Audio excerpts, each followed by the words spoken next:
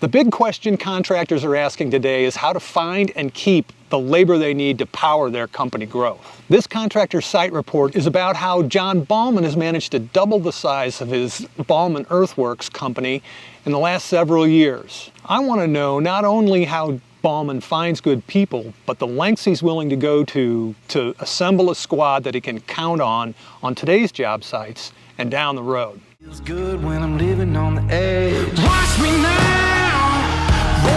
Hi, Larry Stewart here with ForConstructionPros.com. Welcome to fabulous Washington, Missouri in the beautiful sunshine, and Jon Ballmann, chief cook at Ballmann Earthworks. You have experienced some pretty amazing growth in the last 10 years or so.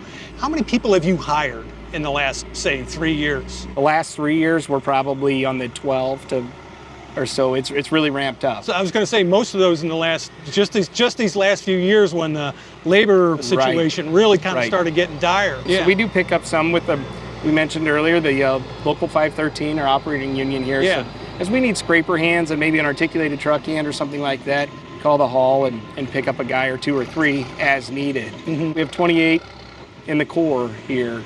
So every day, you got to keep those guys going, especially. Are those guys represented by 513 as well? Absolutely. We have a trucking division that some are on, and then, of course, a few managers and things like that.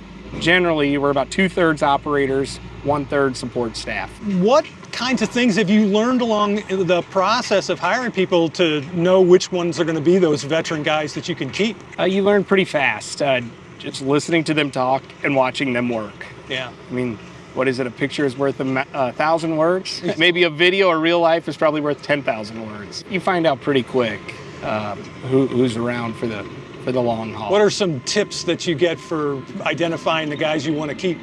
Start young.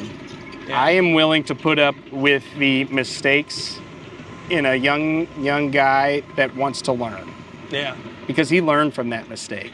You know, sometimes as we get older, and I'm seeing it, you get set in your ways in your happy place and you don't want to change, or if you make a mistake, you don't care. Mm-hmm. These young guys, they remember, and if they learned from it, let's fix it and move on. You know, of course, we hope that it's not catastrophic, but if he graded something 2/10 high because he did some math wrong, well, let's fix it and we'll move on. We had an instance where some pipe was laid, close to 15 inches high, and used the wrong hub.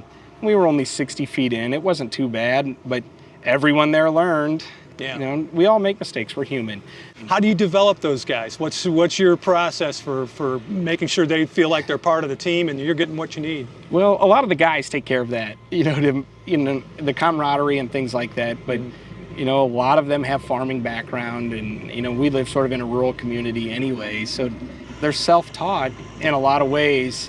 Hand-eye coordination. I've also found the athletes are really good operators because the hand-eye coordination is so important. We do have our veteran guys too that are, my age and older, and many of them started young and just hardworking folks, and they're out here to work hard every day for their family and mine. What are some red flags when you're watching the new guys operate? They show up late, ask when we're off next. It seems like the younger generations are happier with less. Right. When you hire someone, you want them to be reliable. What's one thing that you make sure you do when you find the guys you want to keep to make them feel part of the team? Keep work in front of them. Yeah. Keep them working. Many of my guys drive company trucks, so it's one of our incentives. And so I pay for everything with the truck. There's some give and take. They're fueling equipment and picking up fuel every night or in the morning, to bring to the job. But that's probably one of the bigger incentives that we have, is provide a pickup for those employers. Outside of that, we have some team meetings and things like that, but we don't push a lot into that. The last 2 years has gotten really poor because of COVID, and getting the guys together. Yeah. And we used to try to do that on multiple occasions, because the camaraderie goes a long ways. Yeah. The camaraderie is important. We have CBs in all of the tractors. They can communicate well. I don't like to roll up to a job site and everyone's standing in a circle talking. Yeah. We got CBs. They can talk all day about what they're going to do this weekend, or what they did last night. I have no problem with that, as long as it's not affecting their work and safety, of course. Yeah. There's plenty of people that have a lot of fancy perks, and I'm pretty simple.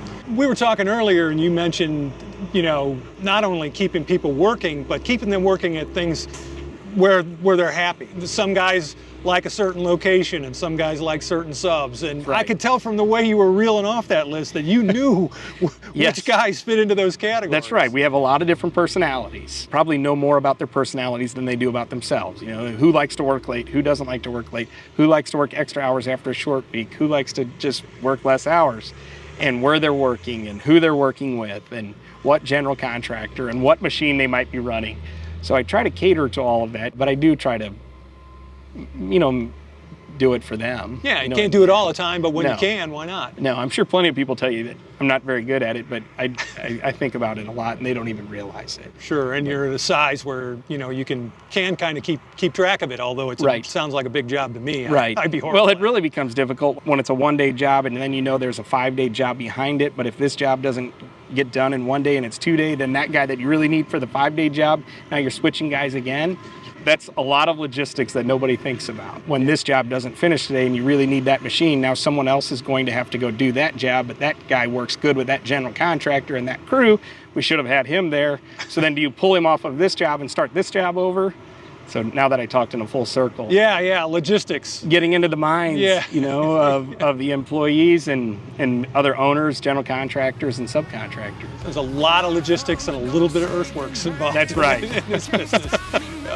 Well, thanks so much. I really appreciate it. Yes, no, thank you, Larry. It's good talking to you, Jon. It was fun. Thank you. Nights can't be contained. I got a lot